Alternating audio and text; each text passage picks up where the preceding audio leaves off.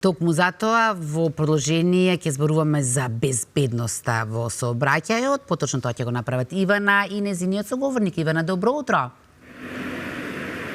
Добро утро, Искра, до тебе, добро утро до сите гледачи на Добро утро секое утро. Како што спомена и ти, некако се повеќе стануваме загрижени кога влегуваме во автомобил или воопшто кога се вклучуваме во сообраќајот на било кој начин. Некако летното време ги прави и повеќе нервозни возачите, помалку трпеливи, поради тоа што нели сите сакаат да стигнат поблиску до саканата дестинација. Токму за тоа ова утро решивме да позборуваме малку повеќе за сообраќајната култура или некултура која што имаме во земјава и на што треба најмногу да се внимава, а со тоа секако и да ја подигнеме сообраќајната култура и верувам дека сите гледачи кои што ова утро не следат малку повеќе ќе почнат да внимаваат од утрова кога се приклучуваат во сообраќајот. Дејан Андоновиќ, лицето задолжено нели за безбедноста во сообраќајот кога станува збор нели за медиумите, за информирање, да. Информирање на она околу безбедноста во сообраќајот. Да. Републичкиот совет за безбедност на сообраќајот на патиштата секоја година, секое лето кампањски имате навистина различни типови на кампањи со цел нели да се едуцира населението, да се едуцираат граѓаните и сите учесници во сообраќајот. Она со кое што би започнале дали Македонија можеме да се чувствуваме безбедно кога станува збор за сообраќајот. Во принцип во сообраќајот безбедноста зависи од сите нас. Институцијата која секогаш ја представувам се занимава со отклонување на причините, а не со лекување на последиците. Значи апелите, вие рековте едукација, но и да ги потсетиме граѓаните да бидат поодговорни во однесувањето во сообраќајот, бидејќи сите сме загрозени од сообраќајот, доколку не се однесуваме како што треба и секое потценување на мигот може да не чини и нас, нашите најблиски, и тој од друга страна кој во тој момент се нашол во сообраќајот да има несакани последици. Оттаму овие кампањи да потсетиме како треба, кога треба и зошто треба да се однесуваме додека сме во сообраќајот. Да, доскоро имавте нели кампањата за матурантите, односно не оди на матура со автомобил. Сега почнува и летната кампања. Кои се вашите препораки до сите учесници во сообраќајот? Некако топлово време многу порано дојде на време, сега не знам да изненади, беше променливо време.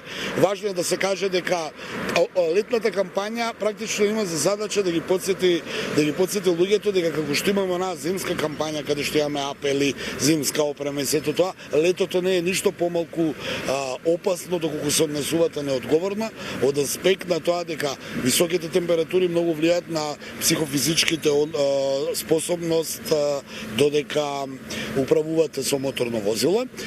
Идејата и апелот е да возите внимателни, да бидете внимателни, да ги почитувате правилата и приписите и сообраќајната сигнализација. Исто така нели се зголемува и фреквенцијата на сообраќајот, одмори, движења, поголеми, подолги дестинации, да ги потсетиме граѓаните да внимаваат. Овие моторчиња, велосипеди и све до се сменили на овие тротинети, исто така нели се позачестени надвор.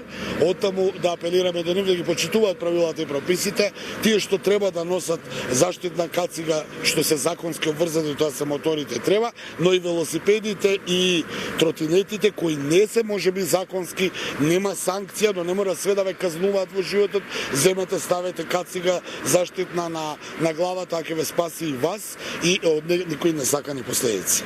Дејан, многу често младите влегуваат во автомобил, некогаш и без возачка дозвола. Нели се почесто ги гледам исто така и на моторите, но еве кој е мотивот на еден млад човек да влезе и да вози со недозволена и непропишана брзина? Значи сите сме биле млади и сме знаеле дека сме имале повеќе. Тоа е природно, нели, малку, природен однос кон работите, да не си свестен за одговорноста и за последиците, но затоа сме првин се тука родителите, на тие млади луѓе, а потоа и ние како институции да апелираме и како поискусни да ги подсетиме нашите деца како да се однесуваат. Секој од нас треба како родител да биде пример на тоа дете како треба да се однесува во собраќајот. Познато е дека ако детето гледа кај родителите уште од мали нозе нервоза, увозење, брзо кршење на правила и прописи, и тоа утре така ќе се однесува. Доколку гледа смиреност на родителите, почитување на правила и прописи, тоа така ќе биде. Сето тоа е собраќајна култура и подигање на свеста. Значи не мора све законски да биде со санкции за луѓето да разберат дека не треба да го прават. Собраќајната култура и подигнатата свест во собраќајот се најголемиот, ми се чини, најголемата превенција на сите нас што учествуваме во собраќајот. Да, но кога се впуштаме во собраќајот, секако нели на секој ни е мил животот, прво треба да помислиме на нас, на нашето семејство и секако на сите останати нели кои се приклучени во собраќајот. Која е најчистата причина поради која што се случуваат собраќајните незгоди, до која што доаѓа до собраќајни незгоди? Па тие се трите оние најкрупни собраќајни инциденти и прекршоци кои се животно загрозувачки. Пред алкохол, користење на алкохол додека управувате со моторно возило, неприлагодена брзина, која исто така е многу честа појава, и непочитување на правилата, прописите, собраќајната сигнализација од аспект на тоа да поминеш на жолто, да преминеш, да не пропушташ пешаци, или па пешаците, никој не е имун на правилата, и пешаците се најмасовна категорија на учесници во сообраќајот, но исто така пешаците, сите ние сме први пешаци, но пешаците имаат една филозофија дека имаат предност. Не, немате предност и вие морате како пешак да бидете, да ги почитувате правилата и прописите. Морате да поминете на зелено, не можете на црвено да поминете. Морате да поминете таму каде што има обележен пешачки премин. Така да сите категории во сообраќајот си имаат на свој начин своји правила и прописи и секое она отклонување од тие правила и прописи може да предизвика сообраќајен инцидент. Да, за жал често сме сведоци и пред скоро време имавме навистина со голема брзина сообраќајката што се случи сообраќајната незгода кај Влае со голема брзина која што не е дозволена ниту на автопат.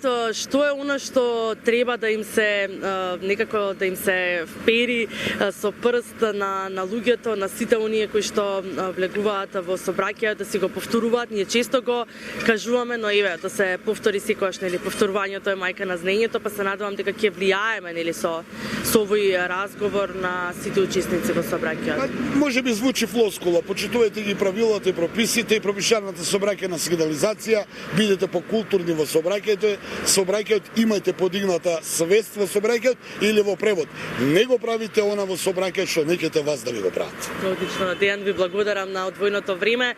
Се надевам дека сите овие совети, сите овие работи кои што ги спомена Дејан Андоновиќ од Републичкиот совет за безбедност на сообраќајот на патиштата, дека ќе почнете да ги почитувате. Верувам дека има секако разумни учесници во сообраќајот, но за жал често сме сведоци дека сообраќајните незгоди настануваат буквално и од неразумни или некултурни учесници во сообраќајот, така што навистина особено во овие летни жешки денови кои што ни доаѓаат, допрва сите некако стануваат помалку трпеливи, но бидете максимално посветени и бидете максимално сконцентрирани кога станува збор за кога земате учество во сообраќајот. Искрено ве поздравиме од центарот на градот, доколку немате прашања, секако ве поздравувам и останете понатаму со Алфа телевизија.